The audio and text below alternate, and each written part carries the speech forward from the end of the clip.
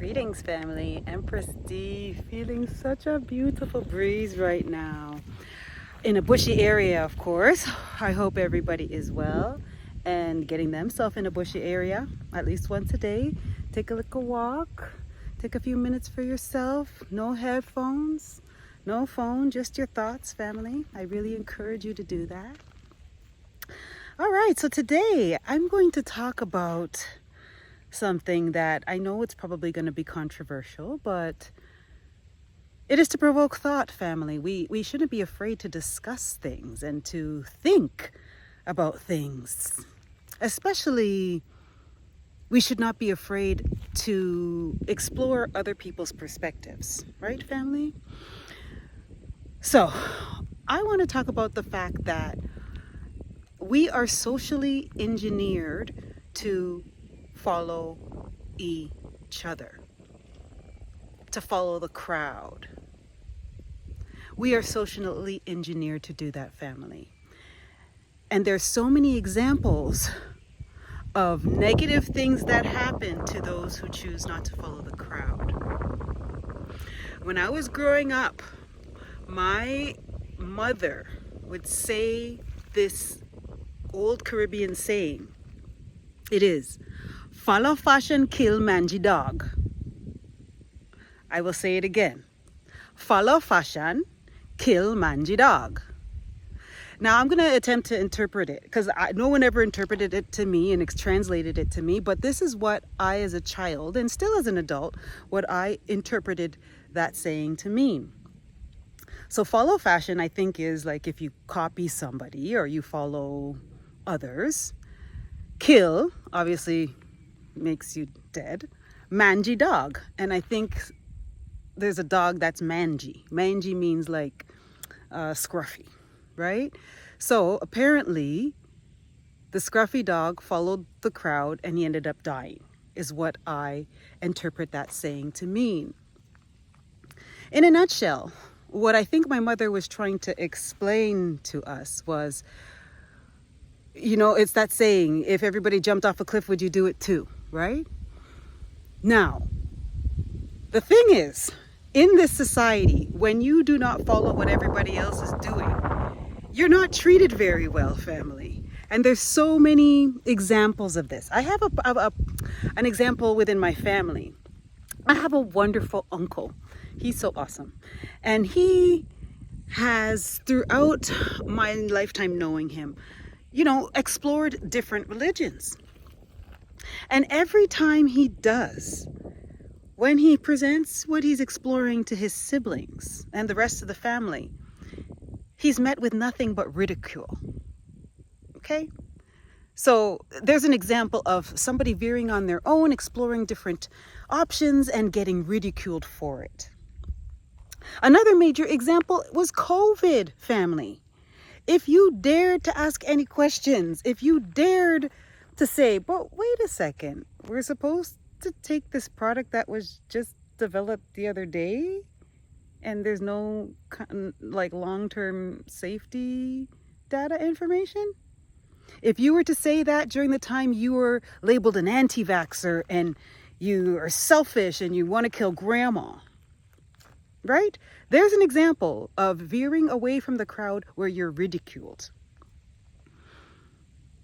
Oftentimes, there are individuals in each family that may look at things differently, maybe act differently, explore different options, and they're often labeled the black sheep.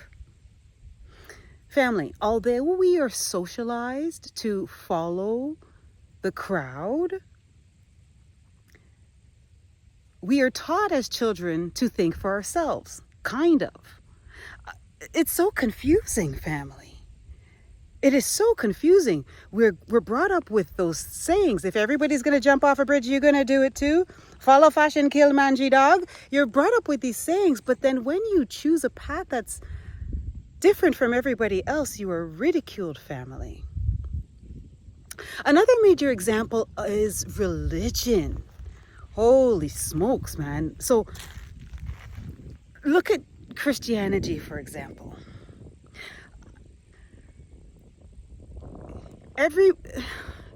To me, it breeds lack of accountability. Apparently, the teachings is that Jesus died for everybody's sins. And so you can sin all day, every day, but as long as you just give your life to Jesus because he died for your sins, everything is a-okay. Where's the accountability in that, family? There's no, especially with Christianity, there's no incentive to be accountable for your actions, because guess what? Jesus died for your sins. Another thing with religion that we just do and everybody just does is like this communion thing. And listen, I don't want to criticize anybody, but I'm just an individual that kind of looks at things. Like, I don't like to just follow things because everybody else is doing. I want to look at it and understand what I'm actually doing. And with communion, you're supposed to eat the wafer, which is supposed to represent the flesh of Jesus, and drink the wine, which is supposed to represent the blood of Jesus. But why are we consuming flesh and blood, family? That's cannibalism. And I know that the wafer is not a real piece of flesh and the wine is not real blood, but it's supposed to symbolize it. What are we really doing? And that's what I'm saying. People just follow things without really understanding or overstanding or understanding what they're actually doing. And of course, if you were to ask questions in the Catholic faith, you're going to get, oh, this is just how it is, or it's in the biblical times and ancient times, this is just how it's done. And I don't know that there's a real explanation for that, family. At least one that's logical and does not represent cannibalism. Maybe I think too much, family, but I don't think so. I think we're all meant to think a lot. It's just that the way that we live our lives is that there's not enough time to think. Right, family? What I'm saying today, and I know this message is all over the place, but what I'm just really trying to say is that we need to be encouraged to think for ourselves and to question things that don't resonate with us. And it's more so for overstanding, right? It's to understand. Like, I question these things not to ridicule them or to shame them, but to more so understand them. But in a society where you're canceled for questioning, it's hard for most to do, right? Because I guess as human beings, we just have this instinctual desire to belong. And it is an instinct in human beings, and I have it too, but I don't think that instinct to belong should override what's good for our soul. But I guess it's layered, families. To know what's good for your soul is to actually know yourself, right? And how many people really know themselves, really know what's right for them and what's not right for them, are in tune with that kind of thing? Are most of us on an automatic program that just follows the crowd? There's so many things that we just do because everybody else does it. There's Halloween, and when you look at the holiday, yeah, the children are dressing up and it's fun and it's candy, but what is it really celebrating? What is it really celebrating? And then we do Easter and the Easter hunt and hiding eggs for the bunny. Bunnies don't lay eggs, family. Listen, man, since 2020, I've really started to recognize how much of an inversion the society that we live in is.